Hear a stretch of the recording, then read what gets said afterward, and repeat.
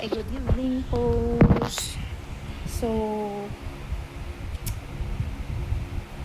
pagkatapos lang natin maglaba, magwalis, maglinis, magluto, magsampay, no? So,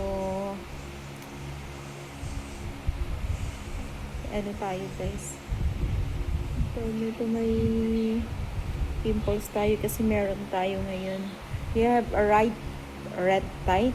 That's why we have one pimple here. Look at my pimple. Only one.